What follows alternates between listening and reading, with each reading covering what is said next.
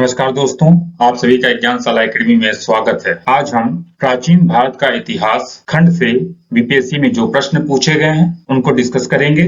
तो चलिए वीडियो को शुरू करते हैं। पाटलिपुत्र को किस शासक ने सर्वप्रथम अपनी राजधानी बनाई? चंद्रगुप्त मौर्य, अशोक महान, चंद्रगुप्त विक्रमादित्य, कनिष्क। पाटलिपुत्र को जो सबसे पहले अपनी राजधानी बनाता है वो हर्यंक वंश का उदयन होता है। उदयन के बाद कालाशोक इसे राजधानी बनाता है। इसके बाद पाटलिपुत्र लंबे समय तक राजधानी बना रहता है। तो इस तरह देखा जाए तो ना चंद्रगुप्त मौर्य है, ना अशोक महान है, ना चंद्रगुप्त विक्रमादित्य है, ना कनिष्क है। इसका आंसर ई होता है, इनमें से कोई नहीं। लेकिन अगर इनमें से चारों में से ही किसी को चुनना हमें, तो हम देखेंगे कि सबसे पहले किसने शासन किया, तो वो चंद्रगुप्त मौर्य था, मौर्य वंश का। अशोक महान भी मौर्य वंश से ही संबंधित था।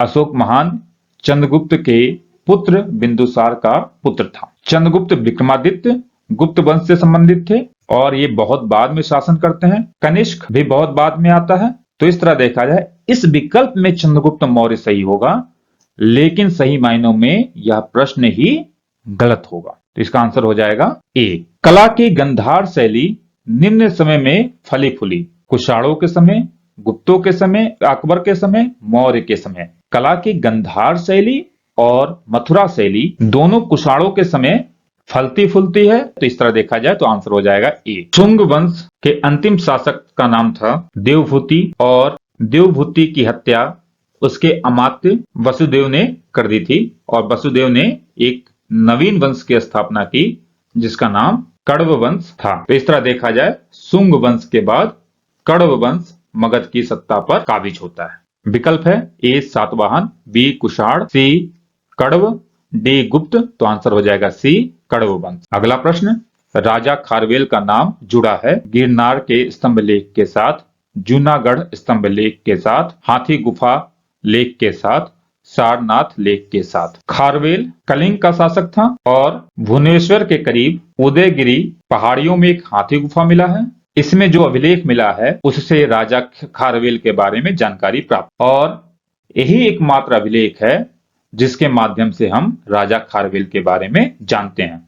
राजा खारवेल महामेघवाहन वंश से संबंधित थे। तो इस तरह देखा जाए तो आंसर हो जाएगा हाथी गुफा लेख के साथ, और ये विकल्प है सी। तो आंसर हो जाएगा सी। अगला प्रश्न, नगरों का क्रमिक पतन किस काल की एक महत्वपूर्ण विशेषता थी?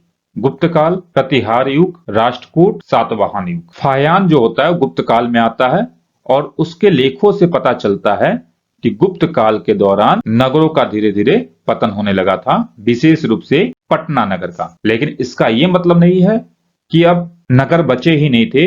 इस समय नए नगरों का भी उदय हो रहा था, लेकिन ज्यादातर नगर अवसान की स्थिति में थे और गुप्त काल के शुरुआत में नहीं, गुप्त काल के प्रवृत्ति चरण में। तो इसका आंसर हो जाएगा ए। किस शासक ने मंदिरों एवं ब्राह्मणों को सबसे अधिक ग्राम अनुदान में दिया था? ए गुप्त वंश, बी पाल वंश, सी राष्ट्रकूट, डी प्रतिहार। तो इसका आंसर होगा ए गुप्त वंश। गुप्त युग में भूमि राजस्व की दर क्या थी? उपज का चौथा भाग, उपज का छठा भाग, उपज का आठवां भाग, उपज का आधा भाग। तो इसका उत्तर होगा उपज का छठा भाग। गुप्त युग में भूमि कर को भाग कर कहा जाता था या उद्रंग भी कहा जाता था। भागवत संप्रदाय के विकास में किसकी देन अत्यधिक थी? पार्थियन, कुषाण, गुप्त। तो इसका आंसर होगा गुप्त, यानी कि विकल्प डी। अगला प्रश्न, इनमें से किसने पहली बार यह व्याख्या की कि पृथ्वी के अपनी धुरी पर घूमने के कारण प्रतिदिन सूर्योदय तथा सूर्यास्त होता है? तो यहां ध्यान दीजिएगा, पहली बार पूछ रहा है, पहली बार यानी कोई एक ही व्यक्ति होगा, इसलिए विकल्प ई के दूसरे भाग पर विचार ही नहीं करना है, उपयुक्त में से एक से अधिक। या तो इनमें से कोई एक सही होगा या कोई भी सही नहीं होगा। पहला विकल्प है आर्यभट्ट, दूसरा विकल्प है भास्कर, तीसरा विकल्प है ब्रह्मगुप्त, चौथा विकल्प है ब्रह्ममिहिर और पांचवा उपयुक्त में से कोई नहीं या उपयुक्त में से एक से अधिक। यहाँ ध्यान दीजिएगा, बहुत से प्रश्नों में मैंने पांचवें विकल्प को नहीं पढ़ा है, उसकी आवश्यकता ही नहीं थी। तो इसका आंसर होगा ए आर्यभट्ट। इनमें से कौन गुप्त काल में औषधि के क्षेत्र में अपने कार्य के लिए जाने जाते हैं? इस प्रश्न को ध्यान से पढ़िएगा, इसमें दो कीवर्ड है। पहला तो हमें गुप्त काल के बारे में विचार करना है और दूसरा औषधि के क्षेत्र में, यानी कि जो चिकित्सक हो। इसमें देखें तो शूद्रक और सोमिला ये दोनों लोग नाटककार थे। ये गुप्त काल से ही संबंधित हैं, लेकिन नाटककार हैं। सुश्रुत गुप्त काल से बहुत पहले हुए थे, लगभग 5वीं 6वीं शताब्दी ईसा पूर्व में। तो इस तरह देखा जाए ये भी गुप्त वंश से संबंधित नहीं थे।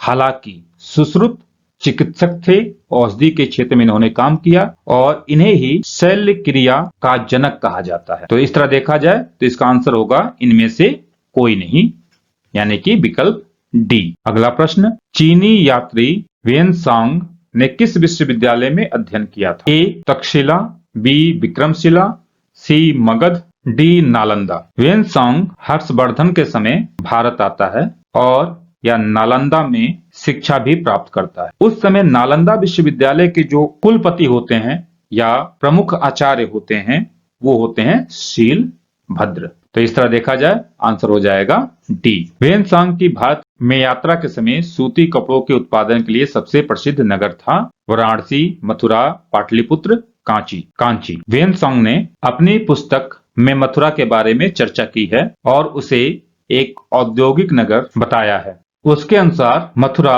सूती कपड़ों के उत्पादन का प्रमुख नगर हुआ करता था। इस तरह देखा जाए तो इसका आंसर हो जाएगा बी मथुरा। अगला प्रश्न, कवि बाणभट्ट निवासी था पाटलिपुत्र का, थानेश्वर का, भोजपुर का, उपयुक्त में से कोई नहीं। उपयुक्त में से कोई नहीं। बाणभट्ट हर्षवर्धन के दरबार में कवि था। यह पाटलिपुत्र से था और इसने हर्षवर्धन चरित, कादम्बरी और चंडी शतक जैसी प्रसिद्ध पुस्तक की रचना की थी। हिंदी साहित्य के प्रमुख आलोचक हजारी प्रसाद द्विवेदी ने बाणभट्ट की आत्मकथा नाम से एक पुस्तक की रचना की है। तो इस तरह देखा जाए इसका आंसर हो जाएगा ए पाटलिपुत्र। अगला प्रश्न, चीनी यात्री इत्सिंग ने बिहार का भ्रमण किया लगभग 405 ईस्वी में, 635 ईस्वी में, 637 ईस्वी में।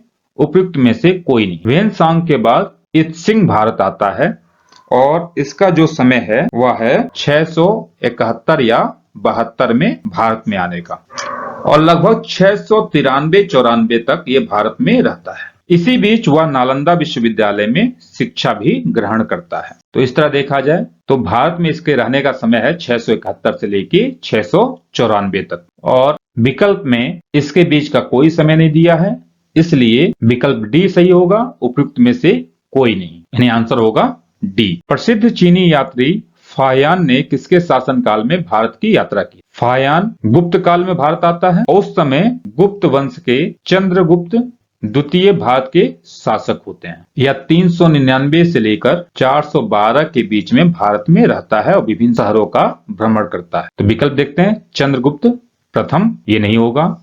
दूसरा विकल्प चंद्रगुप्त द्वितीय सही है। सी रामगुप्त नहीं। डी श्रीगुप्त नहीं। श्रीगुप्त जो थे गुप्त वंश के संस्थापक थे। ई उपयुक्त में से कोई नहीं। उपयुक्त में से एक से अधिक, तो ये भी नहीं होगा। तो आंसर हो जाएगा बी। नालंदा विश्वविद्यालय के संस्थापक कौन थे?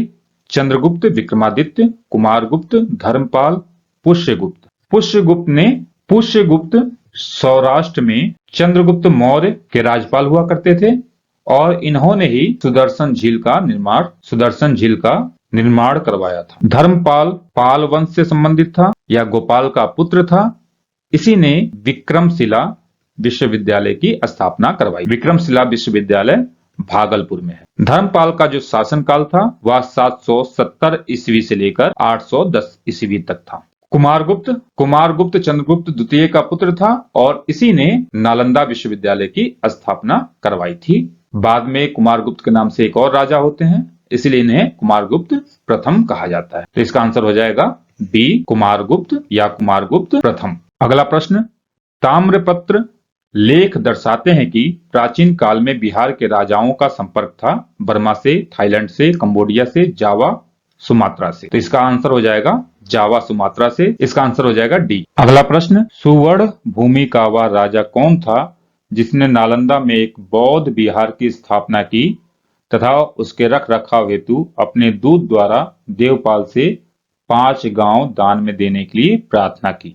पहला विकल्प है धर्मेंद्र, दूसरा विकल्प है संग्राम धनंजय, तीसरा विकल्प है बाल पुत्र देव, चौथा विकल्प है चूड़ामणि वर्मन। जब हम लोग पाल वंश को पढ़ रहे थे तो उसमें हम लोगों ने पढ़ा था कि जावा और सुमात्रा के जो राजा होते हैं बाल पुत्र देव, इन्होंने अपने यहाँ से यानी कि जावा और सुमात्रा से जो विद्यार्थी नालंदा में पढ़ने के लिए आते थे उनके लिए एक बौद्ध विहार की स्थापना करवाई थी। और इन्होंने ही उस समय के राजा देवपाल से यह अनुरोध किया था कि वो बौद्ध विहार की देखरेख के लिए व्यवस्था करें। देवपाल ने इसके लिए 5 गांव उस बौद्ध विहार को दिया था। तो इस तरह देखा जाए तो इसका उत्तर हो जाएगा बाल पुत्र देव यानी कि विकल्प सी। नालंदा विश्वविद्यालय के विनाश के कारण थे मुसलमान, कुषाण, सिथियंस, मुगल। तो इसका आंसर हो जाएगा ए मुसलमान। जब बख्तियार खिलजी बिहार पर आक्रमण करता है तब नालंदा विश्वविद्यालय को भी नष्ट कर दिया जाता है बख्तियार खिलजी द्वारा। खजुराहो मंदिर स्थापत्य के निर्माण में सहयोगी थे चंदेल, गुर्जर प्रतिहार, चाहमान, परमार। खजुराहो मंदिर को 950 ईस्वी से लेकर 1050 ईस्वी के बीच में बनवाया गया था और इस मंदिर स्थापत्य को बनवाने में सबसे बड़ा योगदान चंदेल राजाओं का था। तो इस तरह देखा जाए तो पहला विकल्प सही होगा चंदेल यानी कि आंसर हो जाएगा ए। अगला प्रश्न, विक्रमशिला शिक्षा केंद्र के संस्थापक का नाम है देवपाल, धर्मपाल, नयनपाल, नरेंद्रपाल। गोपाल पाल वंश का संस्थापक था और धर्मपाल उसका पुत्र था। दोनों ने एक एक विश्वविद्यालय की स्थापना की थी। गोपाल ने उदंतपुरी विश्वविद्यालय की स्थापना की थी और उदंतपुरी विश्वविद्यालय बिहार शरीफ में अवस्थित था। वहीं धर्मपाल ने विक्रमशिला विश्वविद्यालय की स्थापना करवाई थी और विक्रमशिला भागलपुर में अवस्थित था। तो इस तरह देखा जाए विक्रमशिला शिक्षा केंद्र के जो संस्थापक होते हैं वो हैं धर्मपाल। तो आंसर हो जाएगा बी धर्मपाल। अगला प्रश्न, निम्नलिखित राजवंशों में किसका उल्लेख संगम साहित्य में नहीं हुआ है? कदम्ब, चेर, चोल, पांड्य। तो देखा जाए चेर, चोल, पांड्य इन तीनों का उल्लेख संगम साहित्य में हुआ है। कदम्ब एकमात्र राजवंश हैं जिनका उल्लेख संगम साहित्य में नहीं हुआ है। तो आंसर हो जाएगा ए। संगम युग में उरेयूर किसके लिए विख्यात था? मसालों के व्यापार का महत्वपूर्ण केंद्र, कपास के व्यापार का महत्वपूर्ण केंद्र, विदेशी व्यापार का महत्वपूर्ण व्यापारिक केंद्र, आंतरिक व्यापार का महत्वपूर्ण केंद्र। उरेयूर चोलों की राजधानी हुआ करती थी और यह कावेरी नदी के तट पर था। यह शहर कपास तथा सूती वस्त्र का महत्वपूर्ण केंद्र हुआ करता था। तो इस तरह देखा जाए विकल्प बी सही होगा।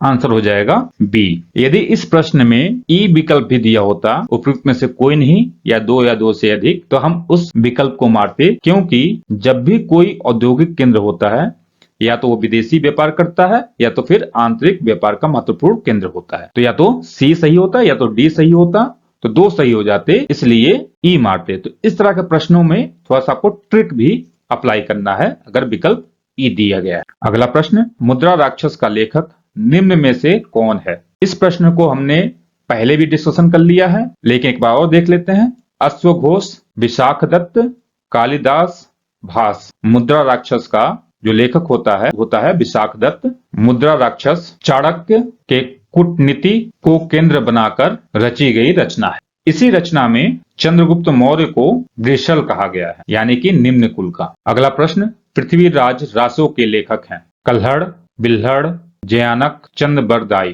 तो आप सभी लोग जानते होंगे पृथ्वीराज रासो के जो लेखक हैं वो चंद बरदाई हैं। तो इसका आंसर हो जाएगा डी। कुमार संभव महाकाव्य किस कवि ने लिखा? बाणभट्ट, चंद बरदाई, हरिसेन, कालिदास। तो इसका उत्तर है कालिदास, यानी कि विकल्प डी। हर्षचरित नामक पुस्तक किसने लिखी? आर्यभट्ट, बाणभट्ट, विष्णुगुप्त, परिमल गुप्त। हम लोगों ने पहले किसी प्रश्न को सॉल्व करते हुए इस पर चर्चा की है। हर्षचरित नामक पुस्तक के लेखक जो हैं वो हैं बाणभट्ट, और बाणभट्ट जो थे हर्षवर्धन के दरबारी कवि थे और ये पटना से थे। दक्षिण भारत के मंदिरों के आकर्षक द्वार को क्या कहा जाता है? शिखर, गोपुरम, देवालय, मंडप। तो इसका आंसर है गोपुरम, यानी कि बी। उम्मीद है यह वीडियो आपको पसंद आया होगा। हम बीपीएससी के लिए ऐसे प्रश्न लाते रहेंगे, इसलिए आप हमारे चैनल के साथ बने रहिए। हमारे चैनल को सब्सक्राइब कर लें, बेल आइकन को दबा दें। फिर मिलते हैं, तब तक के लिए नमस्कार, जय हिंद।